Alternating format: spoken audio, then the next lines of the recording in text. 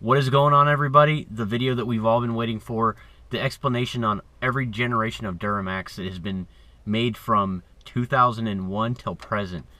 So I'm going to cover all generations of Duramaxes, and I'm not going to talk about the Chevy or the GMC. I'm talking about the engine, okay, the Duramax engine in itself, and how it's evolved over the years from, from 01 until now. So guys, this video is going to be either extremely boring or very informative, and maybe you may learn something about your truck if you have a Duramax, or even newer trucks. So it's just something that we can all kind of sort of learn by. Or if you don't own a diesel, you don't own a Duramax, and you're thinking about buying a Duramax, this may be very helpful to you because you have an idea of the pros, the cons, the advantages, the disadvantages of every type of Duramax engine of every year, every body style that's ever came out.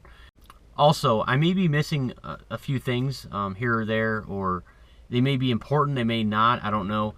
This isn't an open forum. This video is a completely open forum. I'm going to call this DuramaxForums.com, if you will. Leave it in the description below. It's going to help somebody else out. So if there's something that I missed completely, that was something that I even knew about or you knew about, leave it in the comments. Okay, so we're going to go with that. So a lot of the research that I have done was obviously from the internet, okay? And also, so I'm going to be doing a lot of talk-throughs of this. I'm going to be showing you guys some pictures. So guys, I want you to stay tuned in, and we're going to kind of go back, and then I'm going to be talking to you. And if you guys don't know me, obviously I'm Truckmaster from YouTube. I have my own channel, and I've had a lot of experience with diesel engines, Duramax engines in general. And I've owned a and we're going to explain these, but I've owned an LB7, I've owned an LBZ, I've owned an LMM, I've done work on LLYs, and I'm not too familiar with the LMLs, I'm not too familiar with the L5Ps because they're just so new. So, and they got to work their kinks out as well because, they're just so new. So let's get to the explanation. In the beginning, in 1998, General Motors and Isuzu teamed up to establish an engine manufactured called the Duramax Ltd. The first generation from 2000 to 2004 debuted the LB7 Duramax diesel engine with 300 horsepower and 520 foot-pounds of torque for the 3/4 ton and 1 ton trucks. The 6.6 liter V8 turbo diesel engine featured aluminum heads with 32 valves on a cast iron block, high pressure common rail, direct fuel injection, and fixed geometry turbo injectors mounted under the valve covers, and a passive catalytic converter for 03. The medium duty Chevrolet Kodiak and GMC Top Kick became available with the LB7. Okay guys, so let's talk about the LB7. I've owned an LB7, and it's a great truck. It really is. It's an exciting truck because it's the first generation of Duramax engines ever put into the Chevy Silverado or GMC. So the other thing that I would like to throw out there really quick about this, I don't want to get too off the rabbit trail, but it's exciting when you are shopping for a Duramax, and let's just say your budget's sort of tight. Let's just say it's at $12,000, which obviously isn't going to get you a very nice vehicle or a nice truck. And you're scrolling through and you find a truck that's an 02 3/4 ton 4x4 $7,500 for a Duramax, and things got 230K on it, and you're like, we all know diesels, we all know 200,000 miles is just breaking that thing in. So $7,500, that's not too bad. I can get myself a diesel truck. I can afford that. That's all good and great, guys. But there's a lot of questions you got to ask about that. The injectors are prone to failure, and GM knew this off the bat. As a matter of fact, consumers were actually suing them for the just horrible design of these injectors. But rule of thumb on this one, that's the disadvantage. I would say the biggest disadvantage is that those injectors, get a lift pump.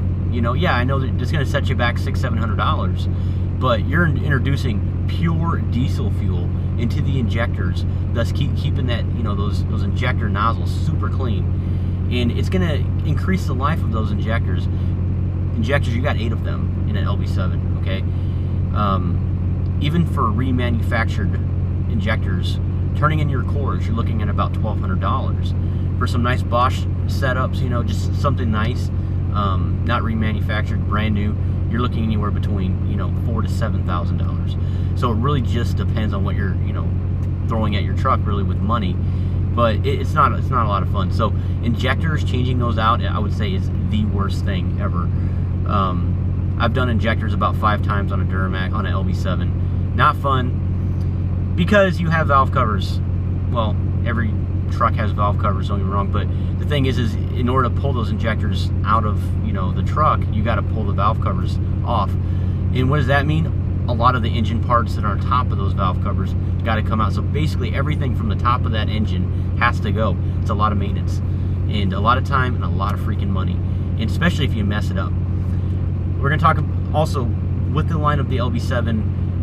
Now that we're talking about injectors, I want to address the injector cups or the injector sleeves. If you have no clue what I'm talking about, it's kind of hard to explain unless you've actually been there. But if you've been there, for most of you guys that own LB7s, and you've done this job before, the injector cups or the injector sleeves are prone to failure as well because of leaks. Once you pull those injectors, most of the time those injector cups are going to pop out of that head. Okay, so once you pull those, it's going to come out. Then of course you're going to have to put new injector sleeves sink those things back in. If you don't do them properly, or you didn't get a proper seal, you could leak your oil into your coolant, and that's happened to me. Okay, so I'm gonna throw that out there. But let's talk about advantages, because I know I'm beating up an LB7 quite a bit. There's a lot to talk about because that thing's been around a lot, and a lot of guys can talk a lot about it. But there's a lot of advantages to owning an LB7, and this is the exciting part. Actually, as a matter of fact, I posted a video. Actually, Backroaddiesel was in that video when I first met him before he had a channel. But I went to a dyno day in Michigan here, and an LB7, like, dude, it was incredible. I get there and it was just a bunch of freaking Dodge Cummins. Okay, nothing against Cummins. Cummins is a great brand, but a bunch of Dodge Cummins. You know, a few Fords, and there was 3 Duramaxes there that hit the dyno. The first Duramax that I saw in there was an LB7. And if I'm not mistaken, he took the highest numbers on that dyno day. He took it all out. He has an LB7. He had 1,000. Well, he had a little over 1,000 horsepower on that truck. It was ridiculous. The guy had dual fuelers. He had a built transmission. He had 2 turbos. You know, he had a lot done to this truck, and he was able to turn those numbers. So that's pretty incredible. The LB7, less electrical issues. I'm going to throw that out there. I'm going to jump all the way up to a 2006. Okay. You have the EGR, the exhaust gas recirculation, okay? And we're going to get into, I'll get into that here in a minute on exactly what an EGR is. But the LB7 does not have a freaking EGR, guys. It has 0 emissions. The LB7, I'm going to go back to it, is by far, in my mind, the only Duramax at this point that can hit the highest numbers on the dyno if you were to build it. Okay, if you were to build a Duramax, a diesel Duramax engine, if you were to build it for power, I would say the LB7 is the truck to go with. Look up Dimitri Millard. Look him up. Dimitri Millard. If I'm not mistaken, he hit the world record on highest horsepower and torque on a Duramax. And yes, guys, it was an LB7. The next chapter, 2004 to 2005, the LLY Duramax was introduced mid-model year with 310 horsepower and 605 foot-pounds of torque, featuring an improved valve design to make the injectors more accessible for repair. A variable geometry turbo was added, which used movable vanes in the turbine housing. The vanes dramatically changed the volume of air on the exhaust side of the turbo, improving low-end response while retaining a larger turbine volume during high engine speeds. Emissions were addressed with the addition of the exhaust gas recirculation system, which routed a portion of the exhaust into the cooler before sending it back through the engine for a secondary burn. Okay, guys, so I do kind of want to hit on the LLY a little bit here. So obviously, this is GM's first attempt on the emissions on the Duramax in general, and the emissions meaning the EGR. Okay, which is, I would say, it kills your engine. It really does. But it's more or less for you know, the federal government regulating our emissions. That's what that's really for. So the way this works, guys, and I'm going to make this very simple on how I really should explain the EGR system. So basically what ends up happening is once the engine produces the exhaust. Okay, it's basically going to recirculate back into your engine for a second burn, is what it's doing. So your engine's working twice as hard to push out exhaust, is kind of where I'm getting at, which isn't very good. So basically what it does is the first time it produces the exhaust, and it reroutes back through what we call an Egr Cooler, which cools the exhaust, okay, back down to a lower temperature, and then what it does is it recycles right back through right back into your engine, okay, and then it burns it again, and then it shoots it right out of your exhaust. So that's an Egr. Why does that happen? Well, I guess that's going to lessen the pollution of a diesel. Although a Prius puts out more pollution because it's gasoline than a diesel, so that doesn't make any sense to me. But anyways, that's why we have the Egr. Okay, it's more of a regulation of emissions. All right, so that was Duramax's first version of the LLY to come out with that for the 04. No, when I say 04, I would say mid-year 04, so 04.5. I know it's kind of funny with the times, with the years, because you're going to kind of see this. But you know, the LLY again, you know, that's the 5-speed transmission. It is tuned up higher, which is outstanding. The other thing is that this is a huge one, guys. This is a huge one for LLY, and this is a complete game changer between the LLY. And this is just, I want to say my opinion, but this is facts, guys. The injectors, basically, now the way it works is the valve covers are designed to where you can literally take your injectors out without removing your valve covers, which cuts down on maintenance time, which cuts down on cost of removing the valve covers in order to get the old injectors out. Now that you can see them as if you have, let's say, a gas engine, where you can see the spark plugs. That's how simple this is. I want to say that. I'm not going to say it's simple, okay? But yeah, you guys can see your injectors now. And on top of it, no more injector sleeves, no more injector cups. That is huge. Okay, and they basically redesigned and re-engineered this truck to be a better truck. You know, the performance, the tuning, and just everything in general. They tried to learn from their mistakes, and they corrected it, and they did a really good job. And the LLY is a great truck to own. But, you know, of course, there's some disadvantages as well to the LLY. The restrictive Egr, okay? After me doing my research with a lot of them, I don't want to jump ahead, but I noticed, like, with the LMM, you know, the Egr intake system in itself is a little more open, so it's less prone to failure, less prone to leaks, things like that. And it's gonna, you know, keep your EGTs a little bit cooler as well, which is awesome. So, you know, so that's gonna be a problem. And then, of course, you have the restrictive mouthpiece, as we all know. Which basically, what the mouthpiece is, guys, if you don't understand sort of my jargon and kind of where I'm going with this one, that's going to be an intake piece that goes to your turbo, okay? And that intake piece is hooked up to your actual air intake system, where your engine is sucking the air in. So basically where your air filter is. So it all kind of ducts into the actual turbo. That actual turbo inlet, or the turbo horn, intake horn there, is very restrictive. But guys, ways to correct that issue with the LLY, with that inlet, is really just to switch it out to a LBZ mouthpiece. I mean, I would say that'd be the best option. I would say another disadvantage to the LLY that I've noticed, not only with the restrictive parts, would be the you know, overheating issues, or even head gasket issues. Not a huge case of it, but it's definitely more prone than, you know, an LBZ or you know, anything newer. So one other thing that I wanted to touch on the LLY in general is for those of you guys that own 2006 Chevy Silverados or GMCs. If you own a 2006 and you've been calling it a LBZ for the longest time, I don't think you guys realize this, but they did come out with a version, a 2006 LLY. I don't know if you know that or not. So I just wanted to get that straight, throw that out in there. You may know that, you may not, I don't know.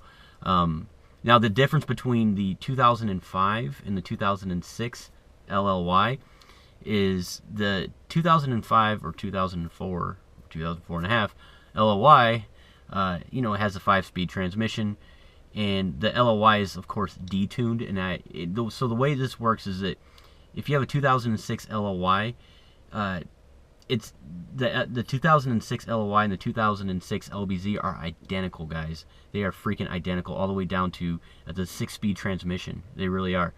The only difference between the two here is a 50 horsepower gain with the 2006 LBZ. Okay, they dubbed it the LLY because of the VIN code. Okay, they detuned it. Is what it was. GM did this, so they, of course, this is the LLY is a detuned version, so it's 50 horsepower less than the 2006 LBZ. So in order to know that, is if you guys look at your VIN number. So if you have a 2006, guys, go ahead and check out your VIN number. So if the so basically, and I wrote this down so I don't misspeak here. So if you look at your VIN number, the 8-digit is, once you get to the 8-digit, it's a 2, and the 10th digit is a 6. That's how you'll know that it's an that's how you'll know it's an LLY. Okay, 2006 LLY. No real difference other than 50 horsepower from the factory. That's not even a big deal as far as I'm concerned. If I was shopping and I was looking to buy a truck and I found an LLY, now I wouldn't be discouraged one bit. If I wanted to buy an LBZ, I would buy that 2006 LLY because it's only a 50 horsepower difference. 50 horsepower may be a lot to you, but guys, we have tuning for that. We have programming for that. We have EFI Live. So really, what does it matter? And you'll be getting the biggest bang for your buck if you get a 2006 LLY. It's a very rare truck too. So actually, leave in the comments if you guys have one. I'm actually really interested to know that. After doing my research, I was blown away with that one. The game changer, 2006 to 2007, the coveted LBZ Duramax was introduced for the 06 model year and featured a number of improvements that enabled the engine to produce up to 360 horsepower and 650 foot-pounds of torque.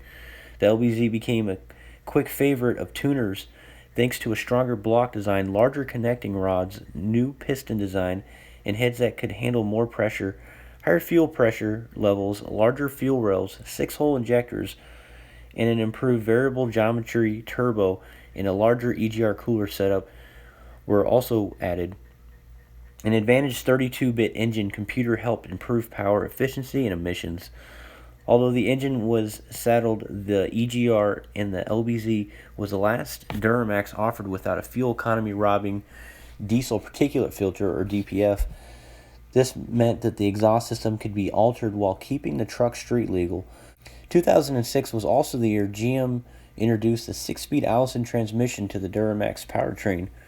So the truck that I am sitting in is an LBZ. I love LBZs. I bought this truck. Doing a lot of research and a lot of homework and not spending a whole lot of money like my LMM, which was about $50,000 at the time when it was new. And, you know, I bought the LBZ for a certain reason. And I feel like I was getting my biggest bang for my buck when I got the LBZ. But I'm not partial. I don't favor the LBZ over any other Duramax. I think they're, again, all equally great in their own right. Okay? I know I said that in my last video, and I really mean that. I'm gonna jump right into the advantages of this. And you kind of already heard when I read most of the upgrades of the LBZ, so I'm not going to really touch on those. I'm just going to kind of go off of my experiences on the Egr, okay? The Egr Advantages is the Egr that GM decided to upgrade, okay? They upgraded the system. If you were to versus the LLY to the LBZ Egr, they do look noticeably different. The LLY is a lot smaller, more restrictive. You're going to hear me say that word quite a bit. And then, of course, the cooler's bigger. The Egr valve is a little more up to date, and it's just better. I mean, your truck's going to breathe a little bit better with an LBZ, and of course with the increased tuning that they did on it. So that's one heck of an advantage. It really is. It's better than the older style Egr. Also, I just talked about it, guys. They upgraded the actual LBZ mouthpiece for the turbo. That thing is breathing a lot better. You can hear the turbo. It sounds great. Well, you can hear a turbo on an LLY. Don't get me wrong, guys. But the LBZ sounds beautiful, man. It really does. Disadvantages, again, would probably be the transfer case on the LBZ. And I would just dub this, most of the transfer cases on these Duramaxes are horrible on the older trucks, on the older style classic body. The pump rub issue, where it'll literally gouge a hole internally and then eventually going through your transfer case and then leaking oil everywhere. And that is a very huge and expensive job. So that's definitely one heck of a flaw. And I know that's not part of the engine, the Duramax engine, but it's definitely something to consider, guys. So just think about that as well. In 2007.5 to 2010, along with the new GMT 900 pickup platforms for '08, the LMM Duramax engine was introduced with 365 horsepower and 660 foot-pounds of torque. Along with the larger EGR and passive catalytic converter, the LMM was the first Duramax to be filtered with a DPF, or diesel particulate filter. This reduced fuel mileage due to the need for extra fuel to be burned when the filter was full of soot. It also dramatically reduced the amount of particulate pollution produced by the engine so they can meet the stringent new emission standards being introduced by the federal government. Despite this fact, engineers figured out a way to be cleaner while making the LMM the most powerful Duramax to date. All right, fellas, the LMM. Okay, exciting. Okay, so that was the first truck that I've ever owned. The LMM is, it's a great truck, okay? But let's be real. I mean, the LBZ and the LMM, other than the visual differences of looking at them with the classic body style and the newer body style for the 2007, you know, on up for the LMM version, there's really no difference, guys. There really isn't. I literally, I was doing my homework on this one with the LBZ. The LMM is only 500. It's only 5 horsepower more. I mean, 360, 365, really. That's nothing. So that's not even. So it's really just depends on really where you want to go with this, because the LBZ is the classic body style, so naturally those trucks are going to be a little cheaper. But as far as the difference between the LBZ and the LMM, 5 horsepower difference. The other, I would say, difference between the LBZ and the LMM would be the EGR. Okay, noticeably different with the Egr Cooler style. I think it's a 4-bolt pattern. It's got 4 bolts on the Egr Cooler, and the LBZ has 2. So I'm just talking about some really minute things that really don't even matter. They did upgrade the Egr cooling system on the LBZ, but also the injectors. I know that the injectors, the injector nozzles, if I'm not mistaken, spray it in a different pattern. They spray a little more efficiently than the LBZ nozzles, so on the injectors. So that, I think that's the other difference. But as far as the LBZ and the LMM, virtually identical, guys. Okay, so it really just goes down to, you know, do you like the old style, classic body style, or do you like the newer body style? Fair enough. Okay, but that, I would say, as far as an advantage of the Duramax LMM, is the simple fact that you get all the luxuries of owning an LMM. You have the nicer body style, the nicer interior. You may disagree with me on the interior. I've owned both trucks, and I think that the LMM has a better, or we're talking engine, but we're talking also the truck in itself. I think the truck has a better interior than the older style classic body. So it's just kind of your choice, your flavor. You know what I'm saying? But the LMM's a freaking monster. I loved it. I mean, really, if you were just to delete an LMM, delete the EGR, the DPF, throw a tune on it, put an intake, throw an exhaust on it, man, you're set, you know. And it really goes for any Duramax, to be real with you, or really any diesel. Is, you know, intake, exhaust, programming, deleted, truck is awesome. that's the addiction, man, of owning these trucks, is just feeling the sheer power of the vehicle after you've done these upgrades. It's a lot of fun. I really enjoy it, especially if you guys use your truck for work and you're hauling. It really comes into play huge, especially with MPGs. Okay, disadvantage on the LMM, the diesel particulate filter. Okay, so basically what GM decided to do was, you know, of course, with the emissions of the exhaust gas recirculation, they decided to stop us from rolling coal, okay, if you will. Okay, if you don't know what I'm talking about there, it's going to stop the exhaust from shooting out unburnt fuel out of your exhaust. So basically, when you get on that turbo, or you're applying way too much fuel to your engine, and it's not gonna, the engine can't keep up with the fuel, it's gonna just shoot out of the exhaust as a black smoke, which is your unburnt fuel. So that's when they say rolling coal, which really isn't that cool, especially that cool anymore. Although I kind of sometimes enjoy seeing black smoke come out of my exhaust. You guys can knock me there for saying that, but I don't really care. It's my preference. But that's what the diesel particulate filter is for, guys. What it does is it builds up all that soot. I'm going to call it soot, or that black crap, okay? That just black disgustingness from your engine, going through your exhaust. And what it does is it just sits in your exhaust pipe, okay, in this diesel particulate filter, okay? And what it does over time is your truck will go into regeneration mode, which basically it shoots your engine temps up super high and then burns that soot out of your diesel particulate filter out of your exhaust. Clean, but in little parts. of black soot.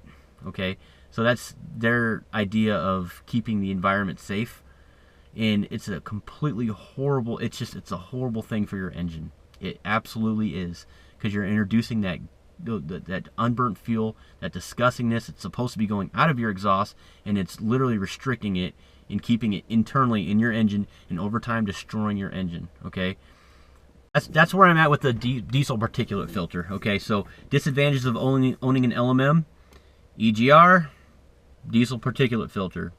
I'm talking a lot about emissions, guys. I really am, and these are very harmful to your vehicle.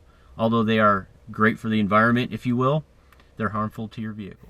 The Clean Machine, 2011 to 2017, known as the LML, brings to market a massive 397 horsepower and 765 foot-pounds of torque. Once again, engineers were able to squeeze out another 105 foot-pounds of torque while making the engine run dramatically cleaner than the previous generations. This was accomplished with the use of multiple new features, including super fast reacting piezo-controlled injectors, which are capable of multiple injections per cycle for optimal combustion. A ninth injector mounted downstream from the turbo to help DPF regenerations, a new EGR system with a cooler bypass, and a new selective catalytic reduction SCR system with urea injection. The new engine design also came with a B20 rating, allowing owners to use fuel blends up to 20% biodiesel content without voiding their warranty or risking damage to the engine or fuel system.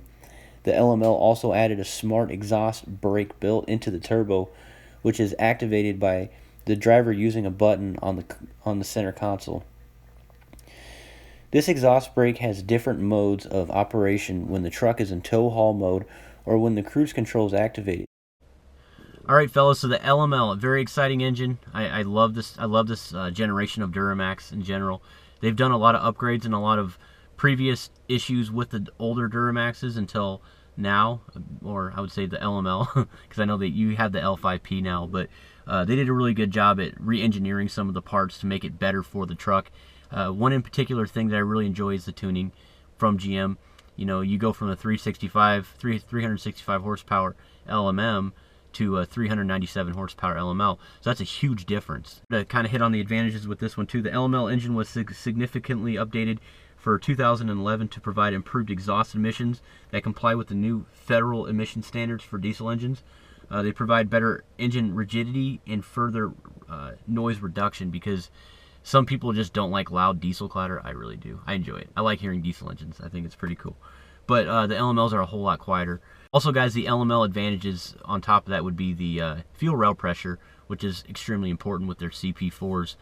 The fuel rail pressure, I think at their highest peak was 29,000, if I'm not mistaken, is what I read.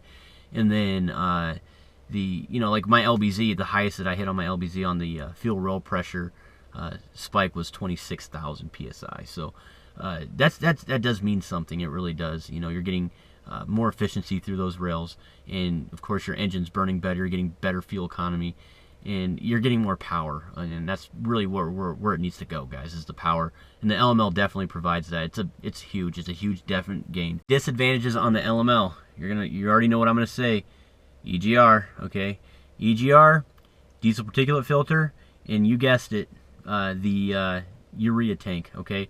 Where you're basically introducing diesel exhaust fluid into this tank, okay, and what you're doing is you're diluting it, so it's more of like a ammonia slash water based sort of solution that you have to put through your engine. So basically what it does is it helps break up the soot that's built up in your DPF once it goes into regen mode, that it's just a lot easier to burn out. But the bottom line is, with the diesel exhaust fluid, if it's not full, let's just say you get down to the low end of your diesel exhaust fluid of you filling up your tank, your engine will eventually will be going down to reduced power mode, where you can only drive 55 miles an hour. And if you really get empty, the engine's going to bring you all the way down to 5 miles an hour, and then your engine's going to go into limp mode. So guys, just to stay on top of kind of what I'm talking about with disadvantages with the LML, I would say, you got the DEF, the diesel exhaust fluid, that you got to fill up all the time. I believe it's 5,000 miles. So you're spending additional money on that stuff. So you got to stay on top of that. And you still got the EGR, you still have the DPF going on, with all your emissions junk that's on your truck. So that's really robbing a lot of power and a lot of issues. It's not a good thing. Okay, it's never a good thing with that. Also, disadvantages with the LML, in my opinion, would be the additional electronic components with that. Okay, so of course more things to go, more prone to failure issues, more electrical stuff. And if you own a Chevy truck, guys, you know we have electrical issues with these vehicles. It's just a never-ending battle. So more things to go. But advantages on the LML, it's just a better truck. Okay, you get better economy. You have amazing horsepower. You have that power, guys. If you want to haul more, there you go. Okay, especially stock for stock. You don't even have to really program it. I would just say delete it. L5P. 2018, the 6.6 liter Duramax L5P is an entirely new power plant. The development of this 5th generation V8 is more of a rebirth than an evolution. Every single part down to the nuts and bolts is re-engineered to be stronger. The only thing that it shares with its predecessors is the size of the bore and stroke. GM took all the knowledge gained from the older generations, weak links, trouble spots, design flaws, and so on, and made improvements to make the L5P stronger and more powerful than its forebears. The newest 8-cylinder Duramax produces 445 horsepower and 910 foot-pounds of torque in stock trim. Alright, fellas, so the L5P, this is the newest and greatest. If you watch this video 10 years from now, you're going to be like, guy, you're outdated. But as of present, as of 2018 right now that I'm speaking, the L5P is unmatched right now. I think it's so cool that GM decided to keep the integrity of the Duramax block, the bore size and everything, but really just redesign everything all the way down to the last nut and bolt and make things better than the LML. You know what I mean? So, because up to this point, the LML was the best Duramax out there when it came to, you know, all the flaws that the Duramax had in it, all the way from the past, all the way back to the LB7. So the L5P, after learning from the mistakes of the LML, they've designed an engine to where it's the best, the best you can get right now. And of course, the best you can get comes with a huge price tag. When I bought that LMM, that was still a newer truck, and I was looking at $50,000, and that was, you know, I mean, gosh, that was a used pickup still. I mean, that was, I think, 2 years old when I bought it, and that's a lot of money. That's half of a house, if you want to look at it like that. But guys, I really appreciate you sticking with me. I apologize for rambling too much. I'm trying to get it out there to you guys for you to understand, you know, some advantages and some disadvantages of owning every series of Duramax that's ever came out. Alright, fellas, so that is it for this video today. And, you know, I know it's a long video, but I appreciate you guys hanging in there with me. A lot more videos to come on the LBZ Duramax, so you guys continue to stay tuned. I appreciate your guys' time. You have a great day.